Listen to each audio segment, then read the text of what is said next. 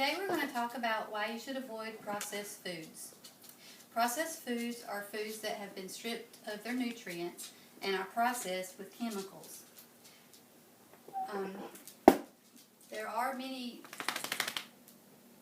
harmful ingredients in these processed foods that are not very good for human consumption. These food companies are good for adding unnecessary ingredients to prolong the life of the food and also to make sure that the foods do not rot. As you can tell, like with things, Little Debbie cakes and little cakes like that, you can tell that they have these long expiration dates on them because they have added all these ingredients that are just not good for you. One ingredient you will find in a lot of foods, like our favorite soups and Chinese foods, is MSG. MSG is a salt that has from the glutamic acid that is linked to obesity, asthma, behavior issues, and headaches and nausea. Artificial sweeteners are another thing that we have to be careful of.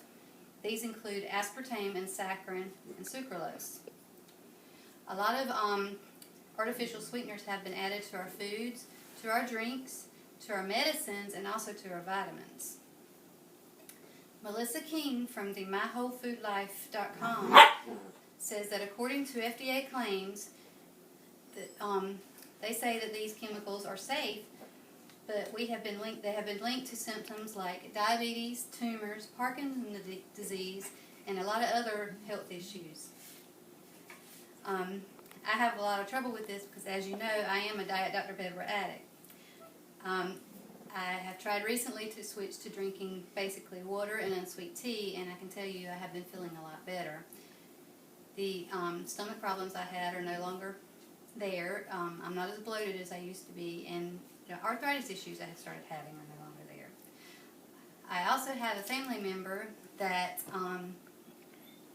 decided to completely remove artificial sweeteners from their diet, and all their arthritis symptoms disappeared. As you know, processed foods can be highly addictive.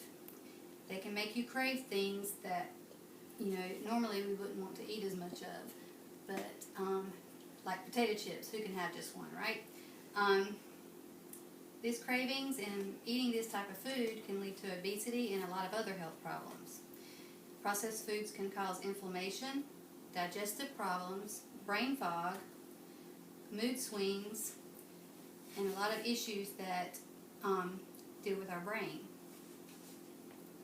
If you eat nutrient-dense whole foods, you will find that your mood will level out, you will sustain energy levels, and you'll start feeling calmer and more collective. On PBS.org, it suggests that processed foods has become the Pandora box for our American diet. Melanie Warner on PBS spoke of how 70% of our calories come from processed foods.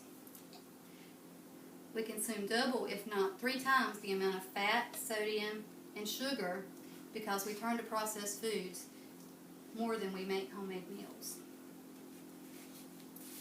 According to the CDC, over the last 50 years in America, hamburgers have tripled in size, baskets of fries have more than doubled, and soda has gone from a small 7 ounces to a jumbo size 42 ounces. I have started my own journey with trying to eat healthier and more whole foods. I have found that a lot of the problems I had are no longer there, and that it's amazing how much better you feel when you do not eat the bad stuff and all the junk food. The best things that you can avoid around this time is avoid refined grains. Stay away from the white flour and the white rice. If you get whole wheat, make sure that it has whole wheat on the package and not just wheat. You should also avoid refined sweeteners, such as cane juice, sugar, high fructose corn syrup, and any kind of artificial sweeteners. The best thing to use is all-natural sweeteners such as honey or 100% maple syrup. An alternative to eating processed foods would be to eat organic or natural fruits, or as close to natural as possible. And fruits and veggies are the best thing to eat instead of processed foods. As far as seafood, the best to get is wild seafood. It's a lot better than the farm raised. And if you try the meats, try to get local raised meats because they're less likely to have steroids added to the meat. You always should avoid deep fried foods and fast foods. It's always good to read the labels of any product that you get because a lot of products have extra added stuff even if it says natural or if it's the whole product.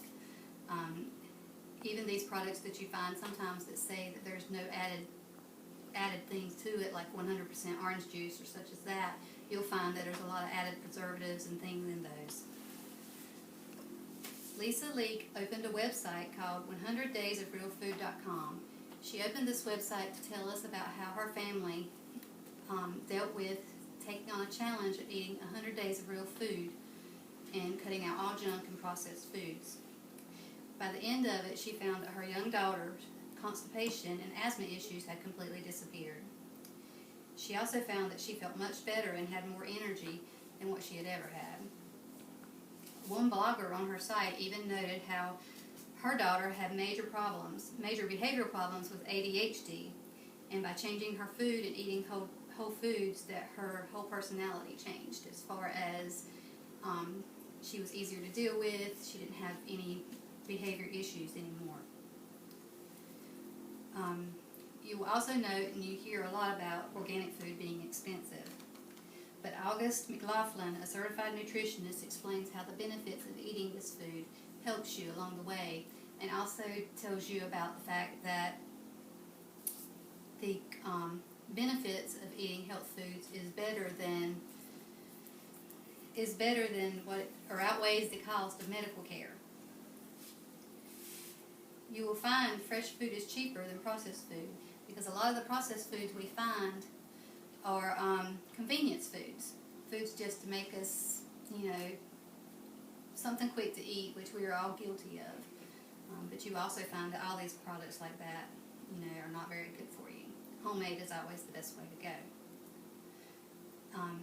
So what I would like to ask you to do today is to think about everything, do more research on this product, or on these processed foods, and, kind of educate yourselves on it.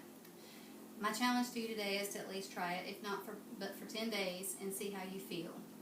And thank you for listening.